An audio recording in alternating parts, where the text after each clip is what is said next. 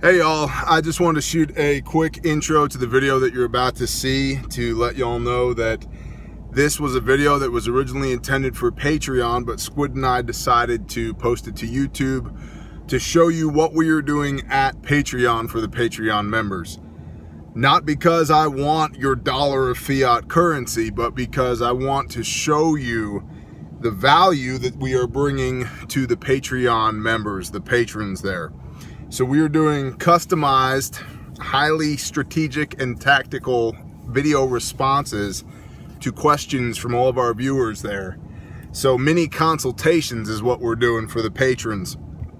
And we use the money that comes in from Patreon, which isn't much. It's like 72 bucks a month, but we use that to help support certain people in the community. We have one lady that we're getting through a double mastectomy right now. Y'all are incredible. You've raised over $3,000 for Miss Aileen, so good job. We are helping the LaFleur County, Oklahoma EMS acquire 300 active shooter response kits and train 300 schools on their use. So we're helping to fund that, and then we're going to use a portion of the Patreon money to upgrade our equipment so that you get a better product as the viewer. But we don't really want your dollar of fiat currency. We want you to have a valuable exchange, and because people have felt compelled to donate to us for what we were already doing, we developed the Patreon page, and in response to that, we want to be able to bring even more value to them. So what you're about to see is a response to a guy named Tim K, who is a patron at Patreon, and his question was, how do I secure 20 acres in Northern Illinois? Without seeing it, this is the response that you get. So, you know, do all the things, like, subscribe, share. That helps us in YouTube. You can go check out the Patreon page. All the links are down below.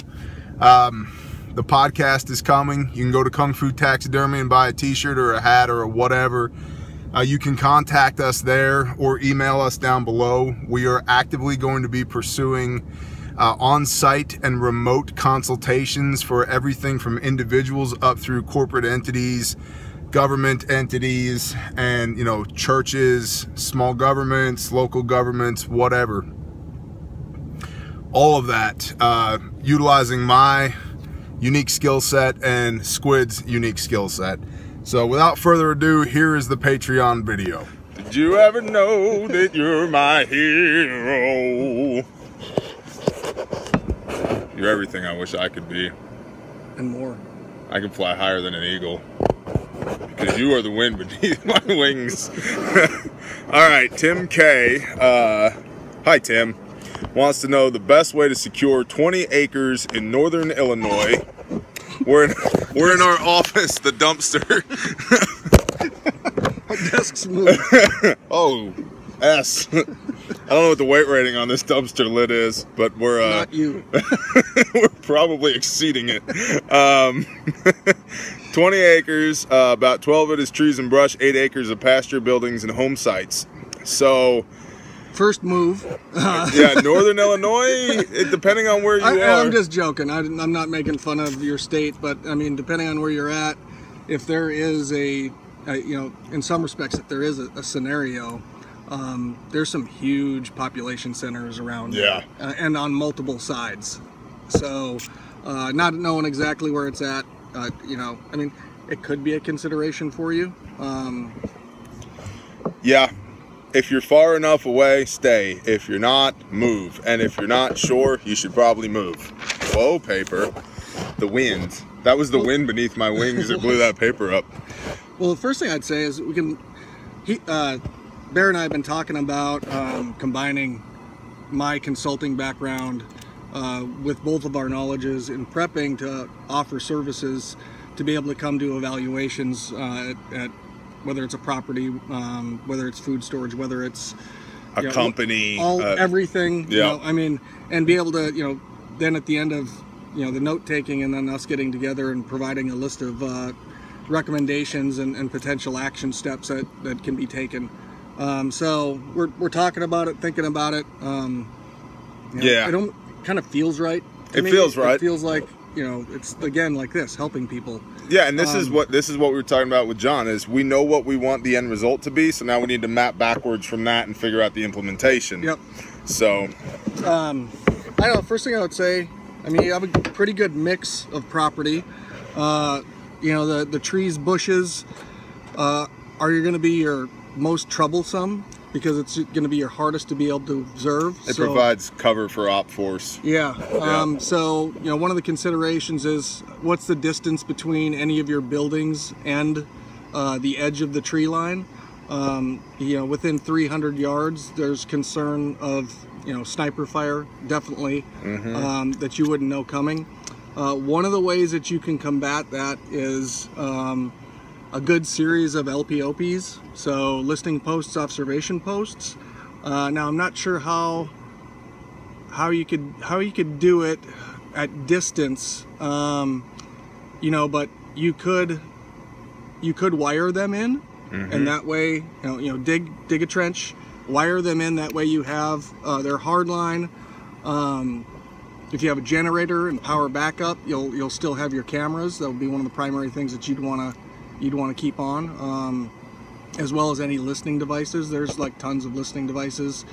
Yeah, we used to do that in certain mountain passes to listen for, whether it's listen for people traveling through the pass, mostly like spring and fall, or you could also have what are they called? Vibration sensors. There's those kind of sensors as well, but you could set up a network of those. Seismic. Yeah, seismic. You could set up a network of those, in strategic locations that are the biggest risk to your property. And again, not knowing what the shape. Yeah, without seeing it. I would add, number one, you don't want to be defending your home from your mailbox. So obviously what we're talking about here is, early warning systems. You can go the whole other direction. There's a company whose name escapes me right now, but it's going to be in the paintball airsoft market, where you can get, it looks like a flashbang, but it's not a flashbang. You put a little CO2 canister in there. It's got a plastic spoon and a pull pin. Tie that to tripwire, and now it will go off, and it's loud enough that you can hear it. It sounds like a 9mm gunshot. And they're used. You could do those in the woods too. That's what I'm saying. Yeah. And they're non-pyro. There's no pyrotechnics to it. There's no fire, so you don't have to worry about setting your trees and your woods on fire with it. Like a flashbang actually has explosives in it, and the ATF would not be very happy if you had a few cases of flashbangs laying around. But you could get some of those. They're not terribly expensive. Hook them to tripwires. And the other thing that it's actually a cheap way, instead of going high tech. Right, go caveman with it. Yep. But you want to be able to control access to your property. So if you're not perimeter fenced, you need to be. That's something to consider, to at least slow people down. And generally speaking, people take the path of least resistance. Yep. So that allows you to create funnels, which basically gives you shooting lanes, which isn't something you want to think about, but you should think about. Not only how are people going to put rounds on you, but how are you going to put rounds on people coming in? Well, and taking it a step further, create the lanes. That's what I'm saying. Yeah. So you know where they're going to get funneled. If you're heavily brushed, and you have a weakness in that back, clear out brush. Right. To make that path come to where you want it to come out to. And that gives you the ability to be set up, pre-positioned, overlapping fields of fire. You should have buddies, you should have a team, you should have a mag, you should have somebody, because you're not going to defend 20 acres by yourself. Well, and the other thing too is make it look unappealing. Yeah. You may want to do fresh paint and all this stuff to, on your garage or barn or whatever it is. Make it look run down. Let it look run down.